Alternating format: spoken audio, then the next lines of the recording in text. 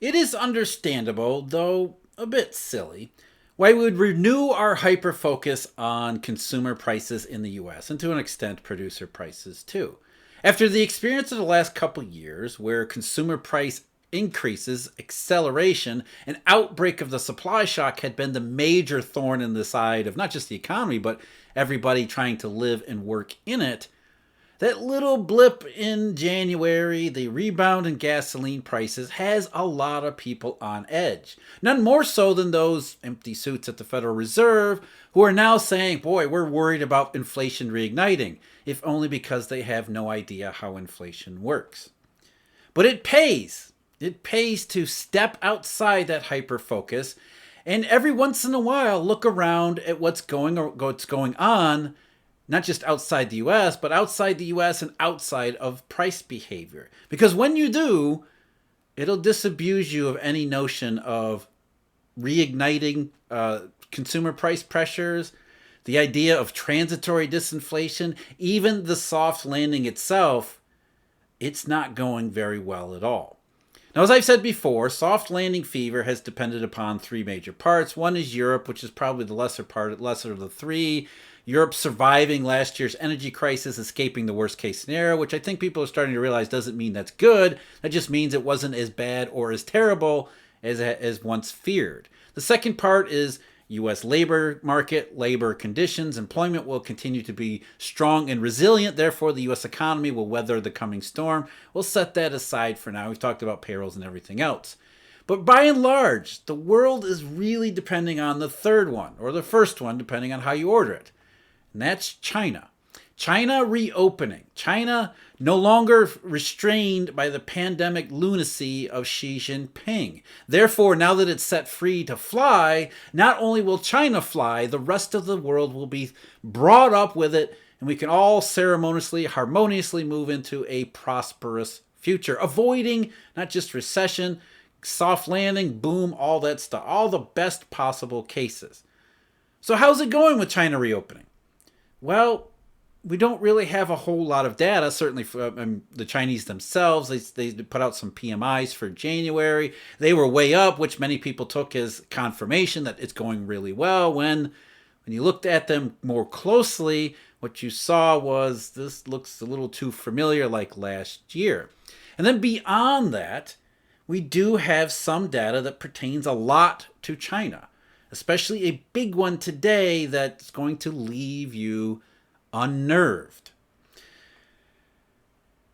Before we get to that, let's talk about the Baltic Dry Index. You may not know this, but the Baltic Dry Index, which is a main dry goods shipping index, has a lot to do with Chinese economic activity. Now, I've mentioned this before, and since I did not long ago, the picture of the Baltic Dry Index on China in particular has gotten much worse.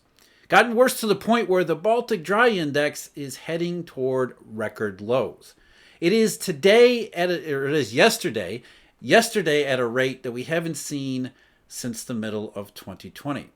And as much as the Baltic Dry Index is concerning, that wasn't even the big one that we got yesterday. The real concerning, the real thing that's going to knock your socks off, that actually came from Japan.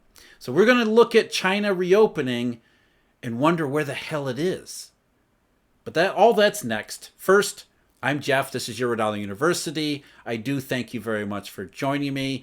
As always, I'm going to remind you here that Eurodollar University has memberships available. You can get one for yourself where we go over the monetary system, the financial system, the implications in economy, as well as social and political conditions.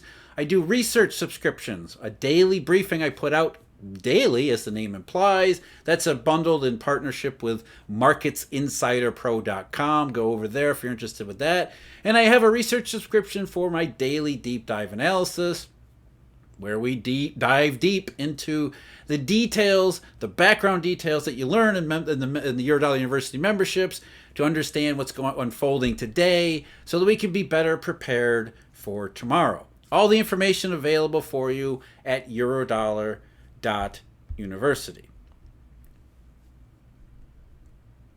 So if we go back, before we get to the big stuff, we go back to late December. The Baltic Dry Index was about, what was it, 1723.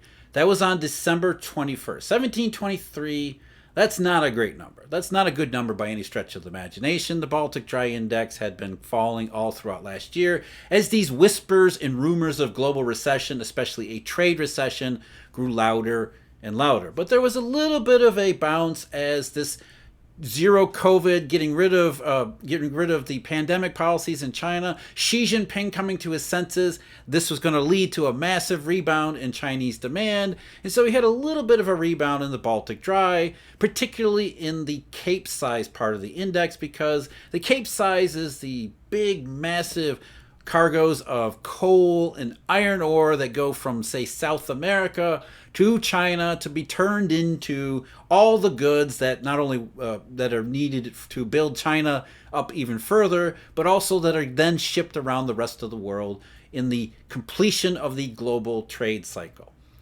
But since December 21st until going up to January 24th, so fast forward a month, just as the Golden Week in China begins in 2023, the Baltic Dry went from 1723 to 721. It lost 1,000 points in January. Many observers were stunned because this was reopening. January's the first month of reopening. So a lot of observers, a lot of commentators said, well, maybe it had to do with the fact that China's Golden Week was a week earlier this year. And for the Golden Week, and even before the Golden Week begins, manufacturers start to ramp down their production. Of course, everything's closed for the spring holiday, all that stuff. So maybe that accounted for, the Golden Week accounted for why Baltic Dry was down. Also, we had seasonal rains in Brazil that happen every season, but maybe this season the rains in Brazil were more seasonal than not, and therefore that closed down more production from Brazilian mines. If there's not enough coming out of Brazilian mines, maybe that accounts for the weak demand in the Baltic Dry shipping, therefore especially the biggest bulk carriers. There's also some stuff with Australia. But you already know where I'm going with this because I already spoiled it. Since January 24th, rather than rebound as China got past its Golden Week, as the rains cleared up in Brazil, the Baltic Dry has gone lower and lower and lower. To the point that, again, just yesterday, it was 530.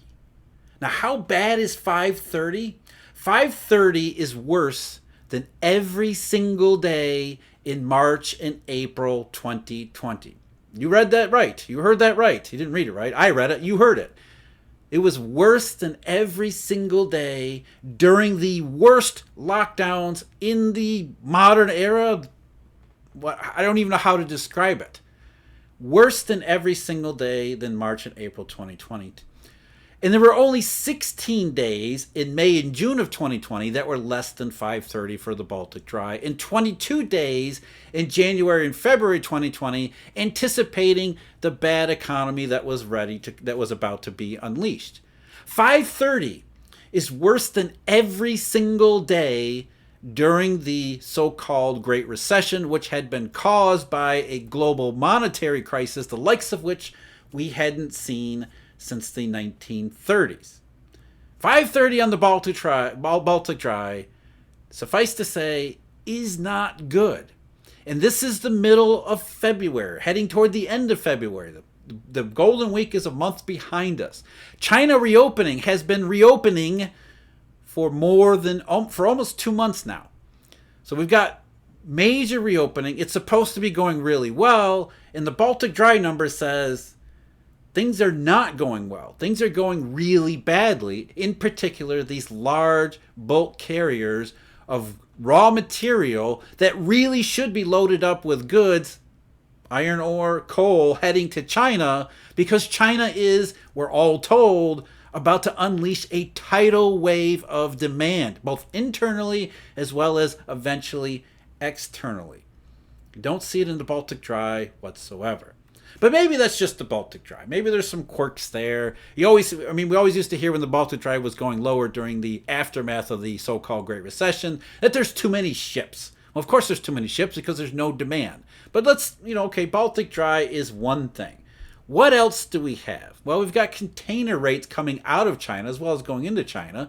Those are falling again, according to Freightos Baltic Index, not to be confused with the Baltic Dry Index. Essentially, there's no pickup in demand for global demand for goods being made in China, which would kind of explain why China isn't demanding the raw materials that would go into making those goods. But that's not, again, all right, let's cut to the chase here. As I said, there was a big one yesterday that I looked at it and I had to go back and relook at it because I thought it was a misprint. It was that bad. What I'm talking about is Japan. Japan is one of China's, as well as many parts of the rest of the world, but China in particular, one of their biggest trade partners. Japan does make stuff that goes into China. Japan reported on their exports. So all the goods Japan makes or assembles and then sends back around the rest of the world, China in particular. And the numbers they just reported yesterday, although it was Wednesday night our time, Thursday in terms of Japan time, what they reported was total exports by value rose 3.5%. That's not a good number because prices obviously have been rising precipitously for a long time. So year over year, by value exports rose 3.5%, which was the lowest nominal gain since February 2021. So already not good. But by volume, adjusting for prices as the Ministry of Finance does for us helpfully, by volume in January, exports from Japan to everywhere else in the rest of the world fell by 11.6%. That's a pretty bad number. It means that Japanese companies and Japanese shippers are doing a lot less. Even if they're getting paid a little bit more than last year, they're doing a lot less business because there's a lot less business and demand from the rest of the world. Exports to the United States, they were up 10.2% year over year in January by value. That's not a great number either. We all know the prices of everything have gone up. So by volume, exports to the U.S. sunk 3.6%. Not terrible, but also not good. And also consistent with the beginning stages of the inventory cycle that we see here. To Europe, in January, exports from Japan to Europe were up 9.5%. By value, again, that's not a good number. Price changes and all that. By volume, they're now falling 4.3%. Apparently, maybe Europe did survive the worst case electricity crisis, but that doesn't mean it got past all the bad potential scenarios that are out there. You can already see where we're moving here. These aren't the big news. Asia. Asia here includes all of Asia. So Asia, Japanese exports to all of Asia fell by 4% year over year in January, and falling by 4% in nominal terms, in yen value. And these trade in yen used to be high flying over the last couple of years. Now it's falling in value. By volume, Japanese exports, I can say it, Japanese exports fell by 15.5% year over year. And you can already guess what the big reason why or where this weakness is coming from. You betcha, China.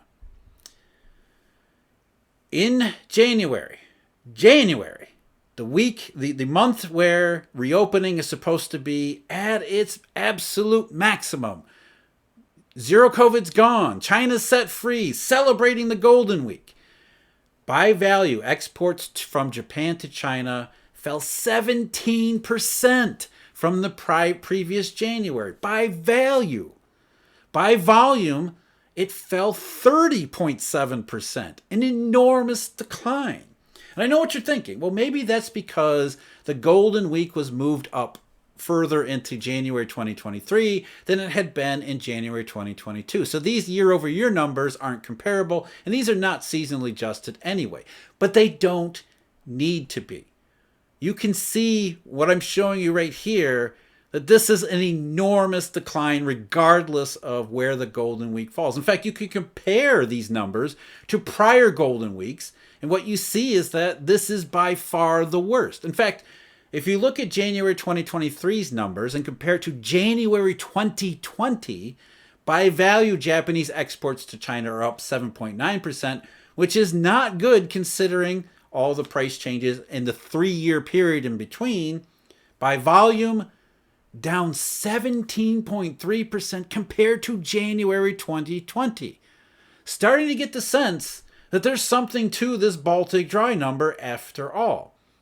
And it's not like January 2023, these weak numbers are out of the blue. If you go back to December, just 1 month before, where China was beginning to reopen, Japanese exports to China were down 6.2% year over year in yen value and down 24% by volume. So that's 2 months in a row where we look at these numbers and say, holy cow, what is going on in China is not reopening. In fact, let's compare these numbers from Japan to the last time China was really locked down, which was the Shanghai lockdowns last April of 2022. In April of 2022, Japanese shipments to China fell by 5.9% in value and 22.6% by volume. So during the worst of the most recent lockdowns, by falling 6% by value, falling 23% by volume, the last 2 months, January 23 and December 22, are worse than either of those. China's reopening doesn't seem to be going well. We've got trouble around the rest of the world, but it's the Chinese that is standing out for all the wrong reasons. When China is supposed to be getting the rest of the world, including Japan first, it's supposed to be bringing everyone else up with its robust reopening demand. And it's not happening. In fact, the opposite seems to be happening. And we know why. First of all, this reopening idea was more myth and hope and fairy tale than not. We had a reopening last year, and it fizzled. We had Shanghai, which was much more of a severe lockdown in the early part of last, especially March and April of 2022. We had reopening in May and June of 2022 that went nowhere. We already saw that what happened when the China reopens to a weak global economic environment, as well as internal environment. But everybody had convinced themselves, nudged quite a bit by the mainstream that always looks at China optimistically, that the problem wasn't China's economy or the global economy, it was zero COVID. And if you eliminate zero COVID, everything will be fine. Well, they've eliminated zero COVID, and everything is now much, much worse. Much, much worse. So now that we have the prospect of China reopening disappointing like it did last year, China reopening has turned into maybe a crash. It looks absolutely dangerous. Internally in China, the external weakness is pretty well apparent. We've got global recession. We've got especially global trade, global goods. We've seen this around the rest of the world. External demand on China has fallen off precipitously. Regardless of what they say, the PMI numbers actually, I think, showed that better than anyone else, especially the manufacturing PMI in China. China was too much like last year, especially new export orders. So we see that in a number of things. Baltic dry, now Japan. But China has internal problems too, starting with its housing market. Home prices have been falling for the last 9 months, and they've been falling at a 1.5% or 1.5 to 1.6% annual rate for the last 6 months. And contrary to what you hear in the mainstream too, authorities there aren't doing anything about it. The last time the PBOC cut its 5-year loan prime benchmark or influenced the loan prime benchmark lower, that was August. And as of their fix for the MLF this week, February, we're not going to see any rate cuts either, even as household mortgage loans has been incredibly weak all along, right through this reopening too. So much of Chinese household savings is tied up to real estate, and as long as the real estate market isn't going to do anything but contract and create uncertainty, we should not expect much of China. External demand is falling off. Internal demand is constrained. It was never zero COVID. And now that it's happening, now that we're seeing reopening happening, we're getting the Baltic dry near record lows. We're looking at these Japanese export numbers, and it's not China reopening hope. It's now China reopening fear, because there's a lot to be afraid of here. While we're all focused on the U.S. CPI and PPI, we should be looking overseas at what's actually happening, because what's going on overseas will end up in the US CPI and PPI relatively short order. I'm Jeff. This is Eurodollar University. Thank you very much for joining me. As always, huge, enormous thank you to the Eurodollar University research subscribers, as well as all our Eurodollar University members. We really do appreciate it. And until next time, take care.